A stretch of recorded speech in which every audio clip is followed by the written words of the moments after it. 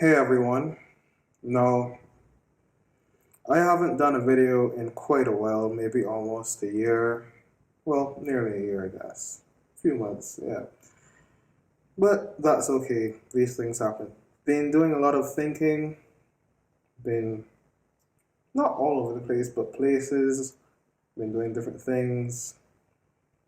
Gonna try to be more consistent now, even though last time I think I said I would try to be more consistent. But that's how things go, right? So, yeah, back there was cooking. It's not dirty. If you think it's dirty, well, too bad.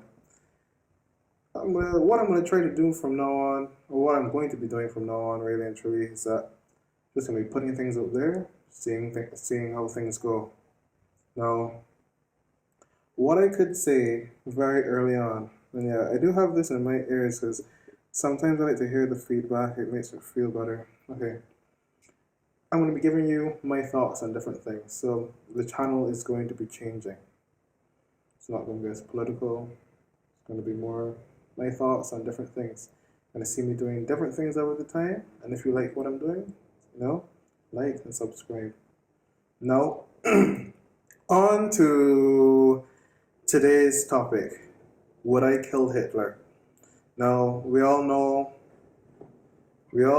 sorry, I have the window open, right?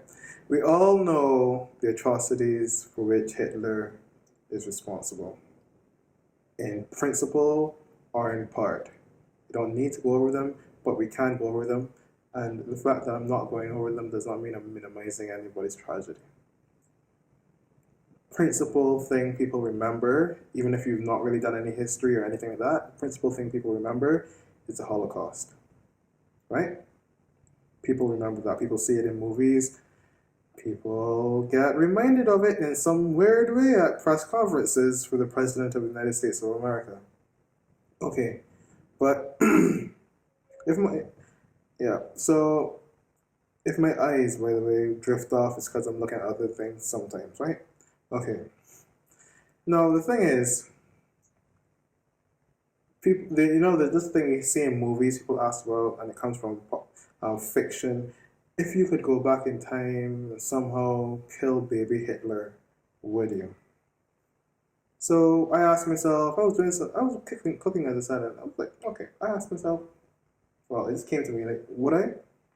My answer is, what do you think my answer is? My answer is no, or at least I'm leaning strongly towards no, if not a strong no, and I'm going to tell you why. Okay, one, and I might not continue listing numbers, but yeah, one, what's this? Baby Hitler is a baby. People normally say, okay, well, baby Hitler is a baby. That means that you don't you don't know what he's going to do in the future, right? You don't know what he's going to do. He could do anything. But if it is that you're coming from the future, you already know with hindsight that he is going to be responsible for the deaths of many, many, many, many, many, many, many, many, many, many, many people. You know? Sometimes saying adjectives like that is better than giving a number or a range of numbers because people cannot imagine great numbers. People know what many means, right? Now, you say, I know that this one baby is going to be responsible for the deaths of so many people when he becomes an adult. Why not just get rid of him now?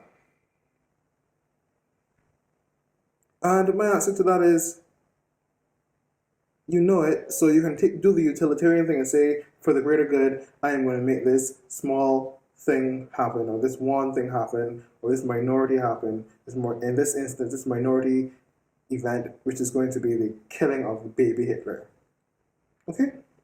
Some people will say, but why? Then the counter argument to that obviously is, it may not be obvious to many people, or to some people, which is, there could be another Hitler.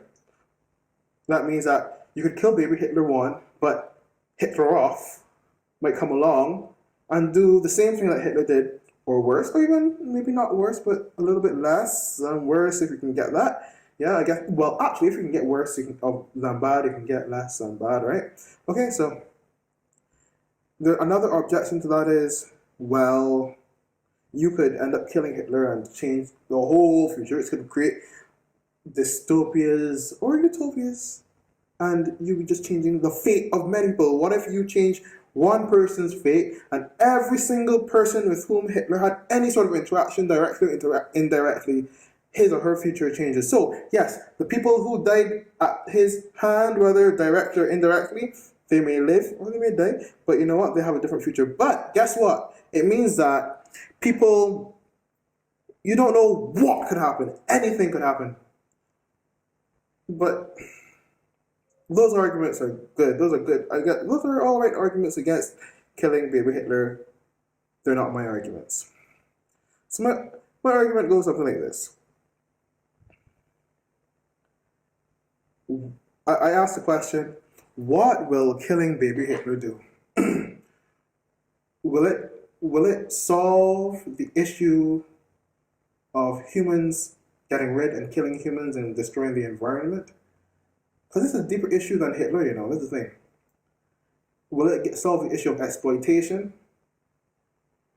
Not just exploitation, but adverse exploitation to the detriment of so many people in so many different ways. You have people who are living in abject, and poverty is not even the word, and not squalor, it's just all these things are going on in the world. What are we going to do? If you decide to go and kill baby Hitler, let me go and kill baby Columbus, because we all know what Columbus did. He went all over the place. He went to the Caribbean and destroyed people's lives. Let me go and kill baby Columbus. So we will no longer have these Columbus days and all that foolishness that people have going on around the world, right?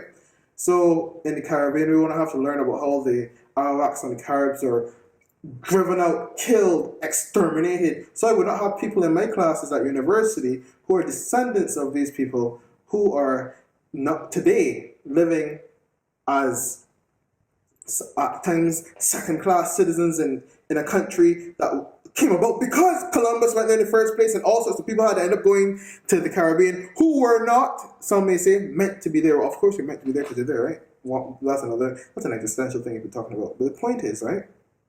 Should I go and kill then? If we're going to go and kill Hitler, baby Hitler, then but we could also go and kill all of the baby soldiers under Hitler, for they worked under his hand, and without them, Hitler could not amass everything that he did. So let's go and kill baby Hitler. Let's go and kill all of the babies all the adults, the baby versions of all the adults who would have followed Hitler, voted for Hitler, who was a democratically elected leader, though he was somewhat of a failed politician for very long. Let's go. We need to take it to not even the extreme. Let's go and kill all of the politicians who failed against Hitler. Let's go and kill all of the people who gave Hitler some reason to be angry.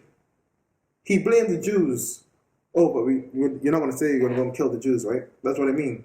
But he blamed them. So if you go back and say, well, if you killed Hitler, we should just kill him because he did these things to people, can you say you're going to kill maybe the baby selves of people who would have done things that Hitler found wrong? So if you didn't have them doing it, then we could have Hitler alive and he wouldn't have done anything? No, we're not going to do that. We're going to kill Hitler.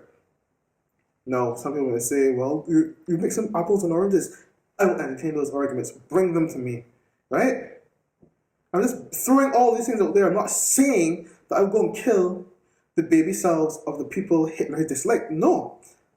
Or the people who would have caused some sort of economic hardship at the time in the country to cause Hitler to use that as impetus to get people to hate Jews. Because who knows exactly what was going on in his head, right? Or what was on in anyone's head, actually. Let's go and kill Columbus, back on Columbus. Let's go and kill baby Columbus. Let's go and kill baby Queen Isabella of Castile. If you know your history, you know what I'm talking about. Let's go and kill baby her. What was her husband's name? Can't remember right now. Let's go and kill. No, don't want to say the wrong name. Well, anyways. Let's go and kill all of the slave traders and the captains of the slave ships. Let's go and kill all of them as babies, because without them we would not have had that. We would not have had the transportation of the enslaved African people, the people of Alkebu land, to the West Indies, to the Caribbean, right? To the America, to North America. We would not have had all these things going on. South America. You see where I'm going with here? I'm going with, if we carry this argument to its logical conclusion, or to a logical place where we can at least take a pause, if you wanted to get rid of many things in hindsight, there are many factors that have to come in place. Because if you kill baby Hitler or you kill baby Columbus, well then, guess what? You'd have to make sure you kill all the factors that they impacted as well, because somehow the same history is possible to be repeated without these people.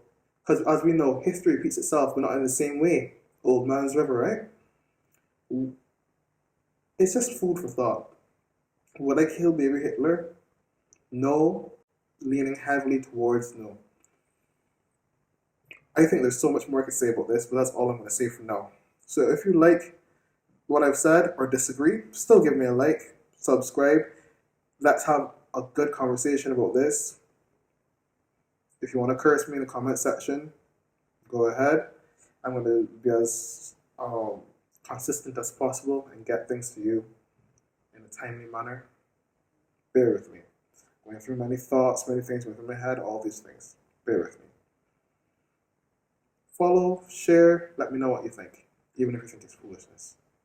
Alright? Oh, by the way, a good thing to read is Blackness Visible by Professor Charles Mills. He speaks about why, people have a concept of the Holocaust. He speaks about people's concepts of the Holocaust and the ramifications of the Holocaust compared to the transatlantic slave trade and slavery in the Caribbean, and people's concept of that, and why people might have different ideas even though you can like them in different ways, and the contrast and why it is that phenotypical traits are different, and that may cause, that the phenotypical traits are different, and that might actually cause people to think about what's going about these descendants in different ways. I'm not comparing anything at this point. I might in the future, but I just thought it'd be interesting for you to read that book. I read it a while ago, some years ago, and it was a good read. And he has some videos on YouTube, so check them out as well, actually. Until next time, see you.